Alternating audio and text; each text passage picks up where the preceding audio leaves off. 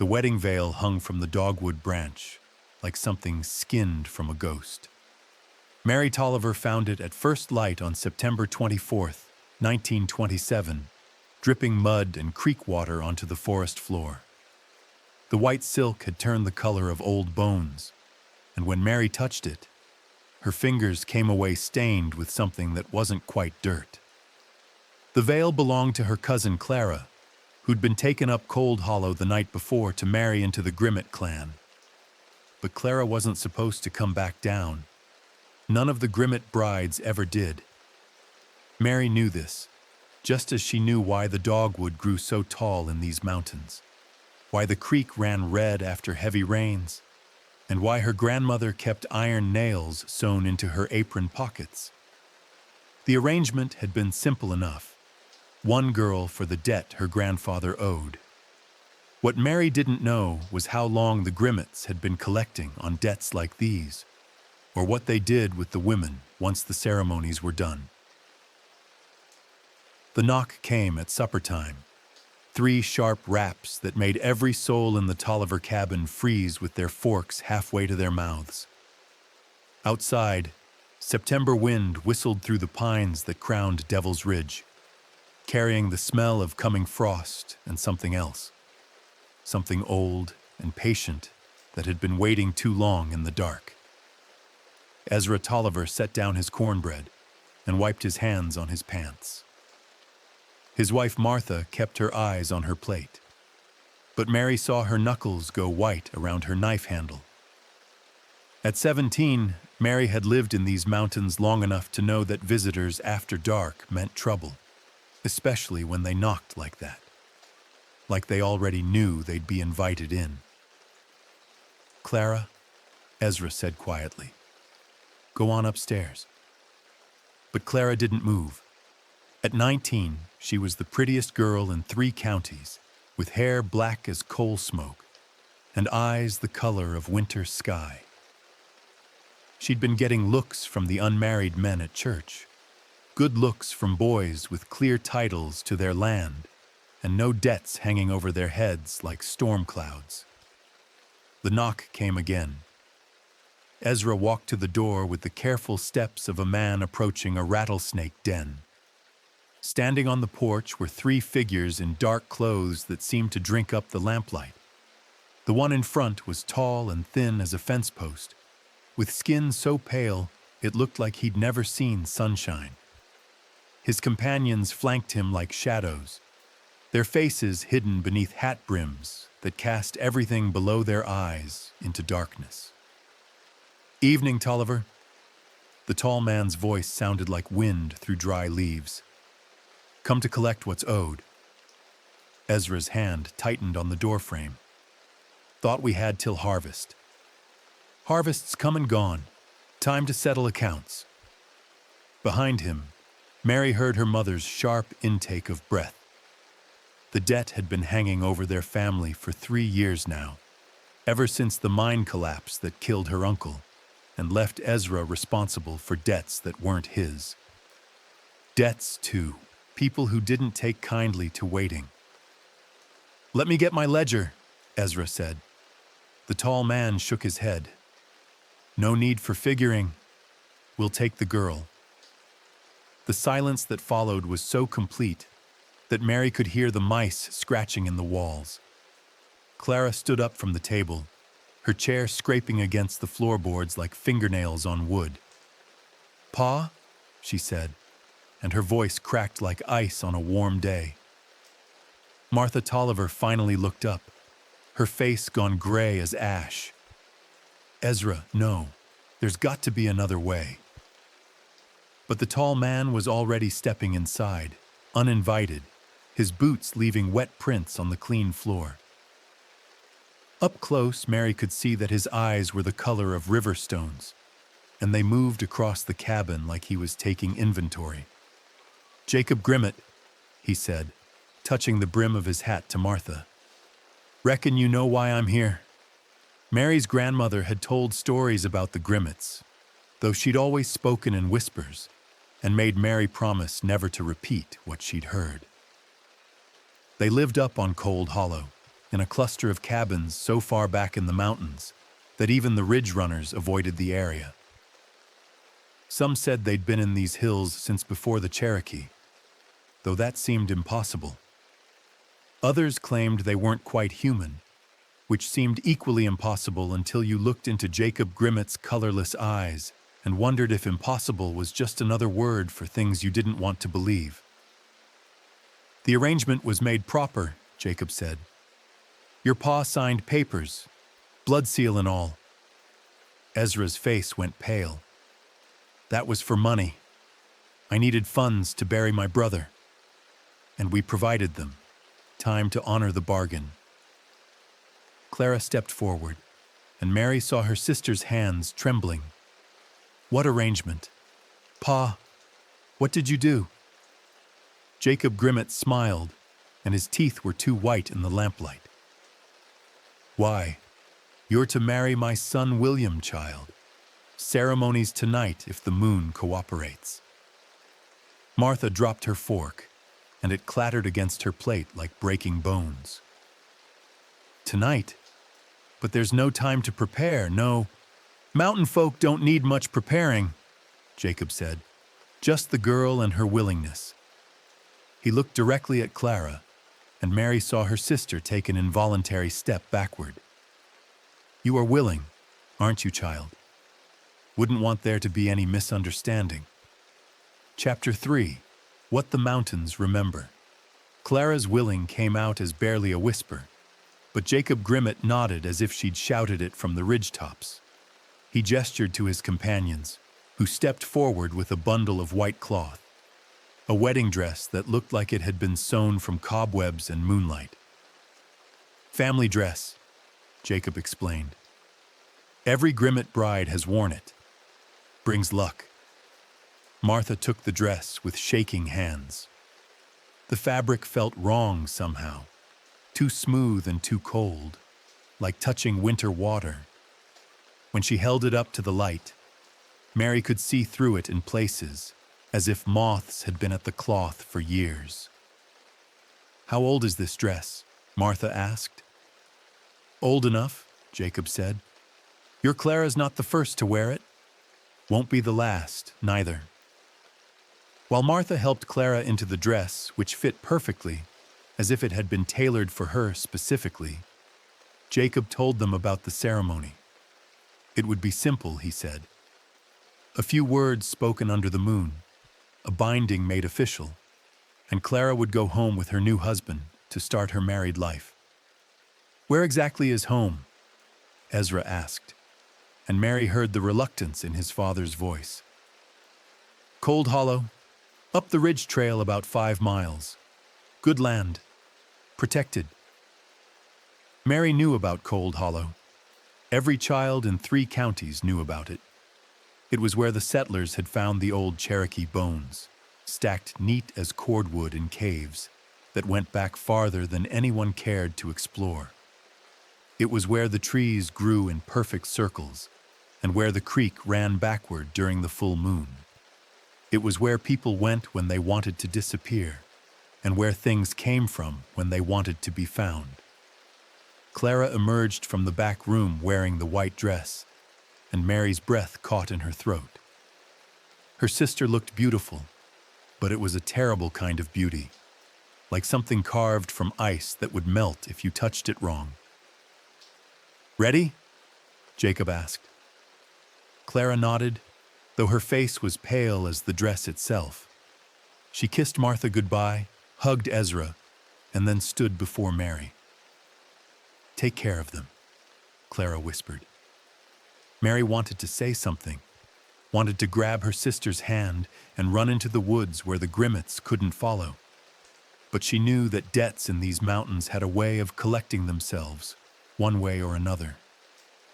Blood always calls to blood. The procession that wound up the ridge trail looked more like a funeral than a wedding party. Jacob Grimmett led the way with a lantern that cast more shadows than light, followed by his 2 companions, who still hadn't spoken a word. Clara walked between them like a prisoner being escorted to trial, her white dress glowing ghostly pale in the darkness. Mary followed at a distance, keeping to the tree line where the moonlight couldn't betray her presence. She'd made the decision the moment the door closed behind them. She wouldn't let her sister disappear into Cold Hollow without knowing what happened there. The mountain paths were treacherous at night, but Mary had been climbing these ridges since she could walk. Every root and stone was familiar beneath her feet. The trail to Cold Hollow was older than the ones the settlers had carved.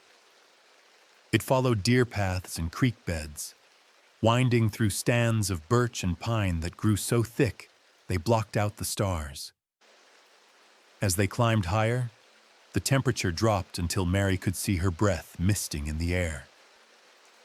The smell of decay grew stronger, not the clean scent of autumn leaves, but something deeper and more permanent. After an hour of climbing, they reached a clearing where 7 men waited in a semicircle around what might have been an altar, though it was carved from black stone Mary had never seen in these mountains. The men wore dark suits that looked decades out of fashion, and they stood so still they might have been statues. At their center was a young man who must be William Grimmett. He was tall like his father, with the same colorless hair and pale skin, but there was something wrong with the way he stood, too rigid, like someone had posed him there and forgotten to tell him he could move. "Family," Jacob announced. "The bride has arrived." The wedding ceremony began with words in a language Mary didn't recognize, though it felt familiar in the way that nightmares felt familiar. The 7 men formed a circle around Clara and William, while Jacob opened a book bound in what looked like human skin. The pages were yellow with age and covered in symbols that hurt to look at directly. Clara stood motionless in her white dress, her face empty of all expression. William reached out to take her hand, and Mary saw Clara flinch as if she'd been burned. When their skin touched, the temperature in the clearing dropped another 10 degrees, and frost began forming on the grass at their feet. The words Jacob spoke weren't quite words. They were sounds that made Mary's teeth ache and her vision blur. She pressed herself against the trunk of an oak tree and tried to understand what she was witnessing. This wasn't any wedding ceremony she'd ever heard of, not even in the oldest mountain traditions her grandmother had described. As Jacob continued reading from his impossible book, the other men began to hum, a low, droning sound that seemed to come from the earth itself. The black stone altar began to glow with a faint green light, and Mary realized it wasn't stone at all. It was some kind of metal, covered in patterns that shifted and crawled when she wasn't looking directly at them. Clara's white dress began to change. The fabric darkened, as if it were soaking up shadows instead of moonlight. Her skin grew pale, then translucent, until Mary could see the dark veins beneath like a map of underground rivers. When Jacob finally closed the book, Clara was no longer entirely there. She existed, but thinly, like morning mist before the sun burns it away. William took her hand again, and this time she didn't flinch. She couldn't feel anything at all. "The binding is complete," Jacob announced. "Welcome to the family, daughter." Mary wanted to scream, wanted to run down the mountain and bring help, but she knew no one would believe her. Instead, she watched as her sister was led away from the altar toward a cluster of cabins that squatted in the darkness like sleeping animals. Mary waited until the clearing was empty before she crept closer to examine the altar. The metal surface was warm to the touch despite the cold air, and when she pressed her palm against it, she could feel a heartbeat, slow and steady and definitely not human. Around the altar, the grass had died in, perfect geometric patterns, not withered or burned, but simply absent, as if the life had been drawn out of it and fed to something hungry. Mary knelt and touched the bare earth, and her fingers came away stained with a substance that looked like blood, but smelled like copper pennies and old graves. From the cluster of cabins came the sound of voices, dozens of them, all speaking in unison. Mary crept closer, using the shadows between buildings to hide her approach. Through a crack in the nearest cabin's wall, she could see inside. The interior was larger than should have been possible, stretching back into darkness that seemed to go on forever. Arranged in neat rows were beds, dozens of them, maybe hundreds, and in each bed lay a woman in a white dress. Some of the women looked young, others appeared ancient, but they all had the same translucent quality Clara had developed during the ceremony. They were breathing, but barely. Their chests rose and fell in perfect synchronization, as if they shared a single set of lungs. Their eyes were open but empty, staring at a ceiling Mary couldn't see in the darkness above. At the front of this impossible room stood William Grimmett, still rigid as a scarecrow, reading from another book while the women mouthed words along with him. Clara lay in the bed closest to him, her black hair spread across a pillow that looked suspiciously like a gravestone. Mary pressed her face closer to the crack, trying to understand what she was seeing. That's when she noticed the detail that made her blood freeze in her veins. Some of the beds were empty, and their white sheets were folded with military precision, waiting for the next arrival. How many families owed debts to the Grimmetts? How many daughters had disappeared into Cold Hollow over the years? Mary stayed hidden until dawn began to creep over the eastern ridges, watching and learning. The women in the white dresses never moved except to breathe in their eerie unison. William never stopped reading, his voice a monotone drone that made the air itself feel heavy.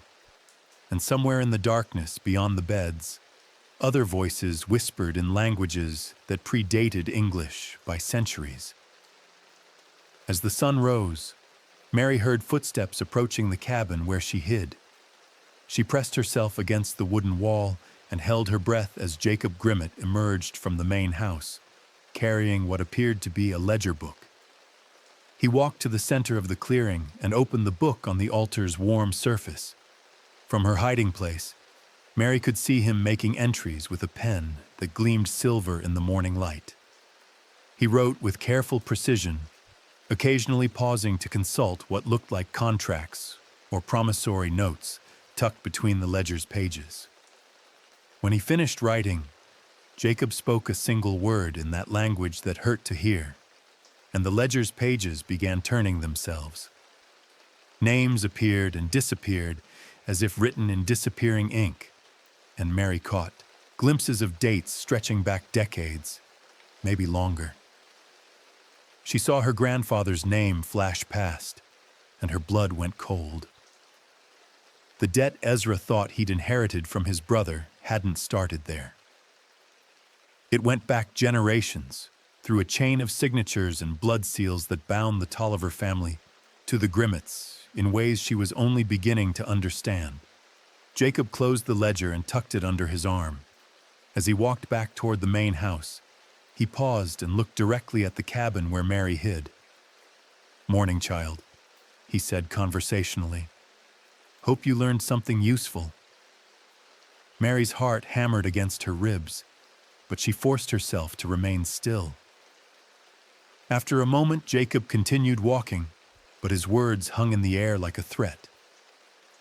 She'd been seen, which meant she'd become part of whatever was happening in Cold Hollow. Mary stayed hidden until the sun was full up, then began the careful journey back down the mountain. Every shadow seemed to hide watching eyes, and every wind-blown branch sounded like footsteps following just out of sight. The forest that had felt familiar all her life now seemed alien and threatening, as if Cold Hollow's wrongness was spreading down the ridge like infection. She reached home to find her parents sitting at the kitchen table, their faces hollow with grief and guilt. Martha had been crying. Her eyes were red and swollen, but Ezra just stared at his hands as if he could read his sins in the lines of his palms. "Mary," Martha said when she walked through the door, "where have you been?" "Looking for Clara." It wasn't quite a lie. Ezra's head snapped up. "You didn't go up to Cold Hollow, did you? Tell me you didn't follow them." Mary met her father's eyes and saw fear there, not just concern for her safety, but terror of something specific and immediate. He knew more about the Grimmetts than he'd admitted, and that knowledge was eating him alive. "What aren't you telling me, Pa?" Ezra looked at Martha, and some silent communication passed between them. Finally, he spoke. "Sit down, child. Time you heard the whole truth." Mary sat, though every instinct told her to run. Outside, clouds had gathered over Devil's Ridge, and the first drops of rain began pattering against the windows like tiny fingers tapping for entry. "The debt to the Grimmetts," Ezra began, his voice heavy as stone. "It didn't start with your uncle's death. It goes back to my grandfather's time, maybe further. Each generation, we owe them something. Money, sometimes. Labor, other times. And sometimes daughters," Martha added quietly. Mary's stomach clenched. "How many times?" "3 that I know of for certain. My sister Rebecca in 1902, your cousin Anne in 1916, now Clara." Ezra's hands shook as he spoke. Each time we told ourselves it was the last, that we'd find another way to settle the debt. "But we never do," Martha said, "because the debt never really gets settled. It just grows year after year, like something alive." Rain began falling harder, drumming against the roof with increasing intensity. In the distance, thunder rolled across the mountains, and Mary wondered if it was really thunder or something else, something older and hungrier than weather. What would you do, she wondered, if you discovered your family's survival depended on feeding daughters to the darkness? The rain continued for 3 days, turning the mountain roads into muddy rivers and keeping the Tolliver family trapped in their cabin with their guilt and their terrible knowledge. Mary spent the time reading her grandmother's old journals, looking for clues about the Grimmetts that might help her understand what had happened to Clara. What she found was worse than she'd expected. The journals, written in careful script, documented decades of mysterious disappearances and unexplained deaths in the surrounding counties. Young women who vanished on their wedding nights. Families that prospered mysteriously after suffering tragic losses. Children who were born with strange afflictions. Pale skin, colorless eyes, and an inability to walk in direct sunlight. According to her grandmother's records, the Grimmetts had been in these mountains for nearly 2 centuries, though their numbers never seemed to increase despite all the marriages. The women who joined their clan simply disappeared into Cold Hollow's embrace, never to be seen in church or market or family gathering again.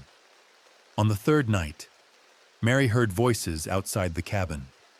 She pressed her face to the window and saw lights moving through the trees, not lanterns, but something that glowed with the same sickly green radiance she'd seen emanating from the altar.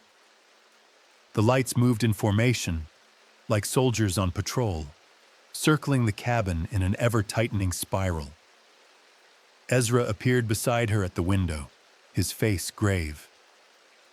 "They know you were there," he said quietly. "Who knows? How do they know?" "The Grimmetts see everything that happens on their mountain. Should have warned you about that." The lights completed their circuit and withdrew into the forest, but Mary could feel them waiting just beyond the tree line, watching, planning. "What do they want?" she asked. Ezra was quiet for so long that Mary thought he wouldn't answer. When he finally spoke, his words made her blood turn to ice water. They want to make sure you understand the arrangement. One daughter per generation, taken willing. But if one daughter runs..." He couldn't finish the sentence. Martha's voice came from the darkness behind them. "They take them all." By morning, the rain had stopped, but the silence that followed was worse than the storm. No birds sang, no squirrels chattered in the trees. Even the wind seemed afraid to disturb the leaves. Mary stood on the porch and stared up at Cold Hollow, knowing that her sister was somewhere up there, trapped in whatever nightmare the Grimmetts had created. That's when she saw the figure walking down the ridge trail.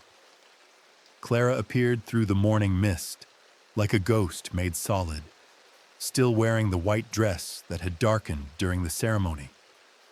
But something was wrong with the way she moved. Too smooth, as if she were floating just above the ground rather than walking on it. Mary ran toward her sister, but stopped when Clara raised a hand in warning. Up close, Mary could see that Clara's skin had become even more translucent, and her eyes held depths that hadn't been there before. "Don't touch me," Clara said, and her voice sounded like it was coming from underwater. I can't. Clara, what did they do to you?" "They made me family." Clara's laugh was bitter as winter wind. "I'm bound to them now, just like all the others. But I managed to slip away for a few minutes while William was sleeping." Mary noticed that Clara cast no shadow, despite the bright morning sun. Whatever the ceremony had done to her, it had changed her in fundamental ways that couldn't be undone. "There's something you need to know," Clara continued. "About the debt. About why it never gets settled." She reached into her dress and withdrew a piece of paper, one of the contracts from Jacob's ledger. The writing was in English, but the words themselves seemed to crawl and shift when Mary tried to read them. "It's not about money," Clara explained. "It never was. The Grimmetts need us for something else. They're not entirely human, and they can't reproduce on their own. They need human women to carry their children." Mary's stomach lurched. "Children?" "The women in the beds up there. They're all pregnant, even though some of them have been there for decades. Time works differently in Cold Hollow. A pregnancy can last years or months, depending on what the Grimmetts need." Clara's form began to flicker, like a candle flame in wind. "I don't have much time before they notice I'm gone. Mary, you have to listen carefully. The only way to break the cycle is to destroy the altar. It's what binds us to them." "How?" "Iron. Cold iron, heated white hot and driven straight through the center. But it has to be done during the new moon, when their power is weakest." Clara began to fade, becoming translucent around the edges. "And Mary? You can't do it alone. You'll need help from someone who's already bound to them. Someone who can get close to the altar without raising suspicion." Before Mary could ask what she meant, Clara vanished like morning mist, leaving only the faint scent of grave earth and decay. Mary ran back to the cabin and told her parents what Clara had revealed. Ezra's face went white as bone, and Martha began praying under her breath in a mixture of English and what sounded like Cherokee. "Iron through the altar," Ezra repeated slowly. "During the new moon. That's tomorrow night." Mary nodded. "But Clara said I'd need help from someone who's already bound to them." They sat in silence, pondering the impossibility of what Clara had asked. The Grimmetts controlled everyone who owed them debts, and they watched their territory with supernatural vigilance. How could they possibly recruit an ally from within their ranks? That's when Martha spoke up, her voice barely a whisper. "Rebecca," she said. Ezra stared at his wife. Martha, no. Rebecca's been gone for 25 years. Gone, but not dead. Not really. Martha pulled out a letter from her apron pocket. Envelope yellowed with age, but the paper inside surprisingly fresh. She writes to me sometimes, when the moon's right and the Grimmetts aren't watching too close. Mary took the letter and read it by lamplight. The handwriting was shaky, as if written by someone fighting against invisible restraints. But the message was clear. Still here. Still fighting. If you ever need help, leave a sign at the old lightning tree. I'll find you. The lightning tree was an ancient oak about halfway up the ridge trail, split by thunder decades ago, but still somehow alive. Mary had passed it many times without giving it a second thought. But now she realized it might be her only hope of reaching Clara and the other women trapped in Cold Hollow. "What kind of sign?" Mary asked. Martha pulled out a small iron horseshoe, old and rust-stained. This was Rebecca's. She hid it before they took her. Iron calls to iron, especially when it's been blessed against evil. As darkness fell over the mountains, Mary prepared to make the climb to the lightning tree. She tucked the horseshoe into her coat pocket and kissed her parents goodbye, knowing she might not see them again. Outside, the first stars were appearing overhead, and somewhere in the distance, she could hear the sound of voices raised in that inhuman harmony she'd witnessed in the cabin of beds. Tomorrow would be the new moon.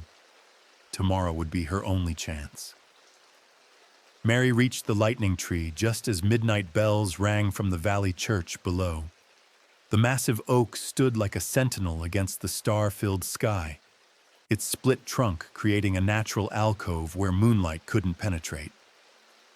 She placed Rebecca's horseshoe in the hollow between the tree's roots and whispered a prayer her grandmother had taught her. Words in Cherokee that were supposed to call the dead to counsel with the living. She didn't have to wait long. Rebecca stepped out of the tree's shadow like she'd been waiting there for years, which she probably had.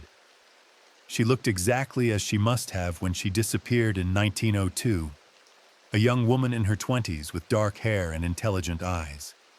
But like Clara, she cast no shadow, and her skin had the translucent quality of someone caught between worlds. "Mary," Rebecca said, and her voice carried the weight of 25 years of isolation. "I was hoping someone would finally come." "Aunt Rebecca? Clara said you might be able to help us destroy the altar." Rebecca nodded grimly. "I've been waiting for someone to try, but child, you need to understand what you're asking. If we fail, the Grimmetts won't just take you. They'll take every woman in your family for the next 3 generations." Mary thought about her young cousins in the valley, barely old enough to walk, and about their daughters yet to be born. "And if we succeed? If we succeed, all the women they've taken over the years will be free. But," Rebecca hesitated, "but freedom might not be what you think. We've been changed, Mary. Some of us might not survive the breaking of the binding." Standing beneath the lightning tree, surrounded by darkness and the whispered voices of the dead, Mary made her choice. "Tell me what I need to do." Rebecca smiled, and for a moment, she looked almost alive again. "First, we need to gather iron, real iron forged with intent and blessed against evil. Then we need fire. Not ordinary fire, but flame that's been fed on sacred wood and kindled with prayer." She led Mary deeper into the woods, to a clearing where the remains of an old Cherokee settlement lay hidden beneath decades of leaf fall. Among the ruins was a forge, cold and dark, but still functional. "Your grandmother's people," Rebecca explained. "They knew about the Grimmetts long before the white settlers arrived. They tried to drive them out once, back in 1796. What happened? They failed, but they left tools behind for whoever came next. Working by starlight, Rebecca showed Mary how to kindle the forge with wood from a lightning-struck pine and prayers in 2 languages. The fire that resulted burned blue-white and gave off no smoke, as if it existed somewhere between the physical and spiritual worlds. From a hidden cache beneath the forge, Rebecca produced iron tools wrapped in Cherokee blankets, arrowheads and knife blades forged with techniques that predated European settlement. Mary selected a long, narrow blade that felt warm in her hands despite the cold mountain air. This was made to pierce the heart of darkness, Rebecca explained as they heated the blade in the sacred fire. But Mary, once we begin this, there's no turning back.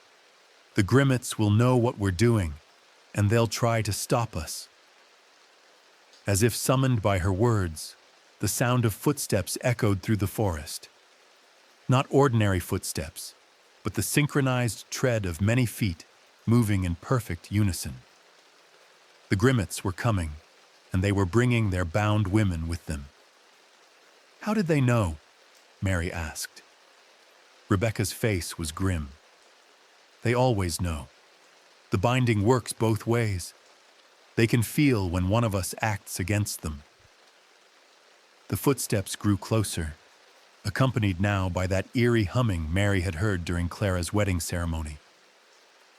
Through the trees, she could see lights approaching, dozens of them, carried by figures in white dresses who moved like sleepwalkers toward their doom. "We have to move now," Rebecca said, pulling the white-hot blade from the fire. "Before they reach us." Together, they ran through the darkness toward cold, hollow, the sacred fire blazing behind them like a beacon of hope in a world gone mad with shadows. They reached the clearing just as Jacob Grimmett and his followers arrived from the opposite direction. The women in white dresses formed a circle around the altar, while the men took positions at the cardinal points, their arms raised in gestures of summoning and binding. Mary saw Clara among the women, her face blank and empty, moving in perfect synchronization with the others. But when their eyes met across the clearing, Clara's expression flickered for just a moment, long enough to show that some part of her was still fighting the binding. "Mary Tolliver," Jacob called out, his voice carrying supernatural authority. "You don't belong here. This is family business." "She is family," Rebecca said, stepping into the circle of light cast by the altar's sickly glow, "which gives her the right to be here." Jacob's face contorted with rage when he saw Rebecca. "You should have stayed hidden, daughter. Now you'll pay the price for your defiance." He began speaking in that language that hurt to hear, and the women in white dresses started moving faster, their circle tightening around the altar like a noose. Mary realized that whatever ritual the Grimmetts were performing, it was designed to strengthen the binding permanently, to make escape impossible for any future generations. Rebecca pressed the white-hot iron blade into Mary's hands. "Now," she whispered, "while they're focused on the ritual, drive it straight down through the center." Mary ran toward the altar, dodging between the circling women. The closer she got to the metal surface, the more it hurt to breathe, as if the air itself was being poisoned by whatever power the Grimmetts drew from their unholy union. She raised the blade above her head and brought it down with all her strength, aiming for the exact center of the altar where the geometric patterns converged into a single point of absolute darkness. The iron pierced the metal with a sound like the world breaking. Light exploded from the altar, not the sickly green radiance she'd seen before, but pure white light that burned away shadows and lies and 2 centuries of accumulated evil. The women in white dresses stopped moving, their faces suddenly alive with expressions of confusion and terror and desperate hope. Jacob Grimmett screamed, a sound no human throat should be capable of making.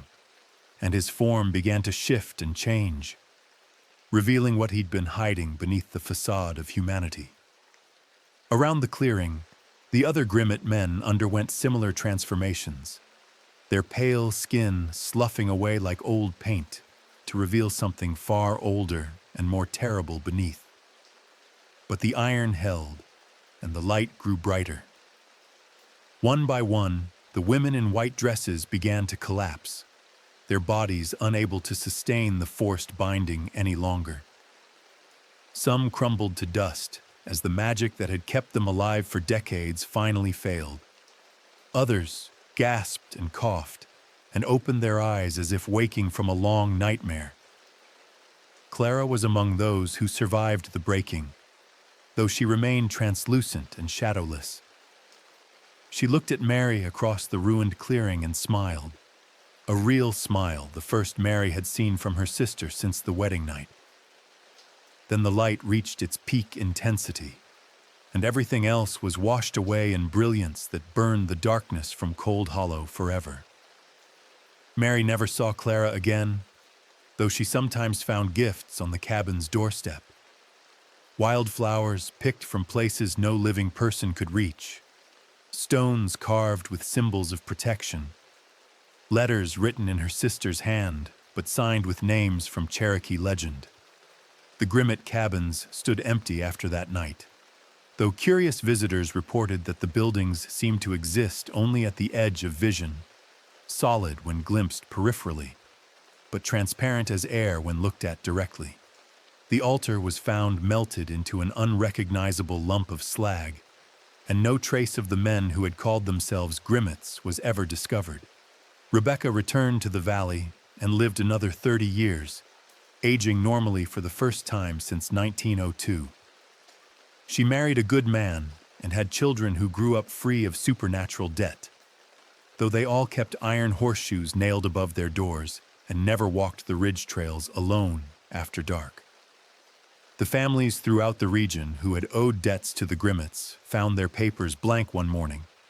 The supernatural contracts dissolved along with the binding that had held them. But the memory of what had happened in Cold Hollow lived on in whispered stories and cautionary tales, passed down through generations who understood that some debts can only be paid in blood, and some prices are too high for any family to bear. And on nights when the wind blows cold down from Devil's Ridge, old-timers say you can still hear voices singing in the darkness. Not the terrible harmony of the bound and enslaved, but the joyful chorus of souls finally set free. Even now, locals warn hikers away from Cold Hollow, claiming the mountain spirits guard secrets too dangerous for the living to disturb. Subscribe if you want the next deep dive.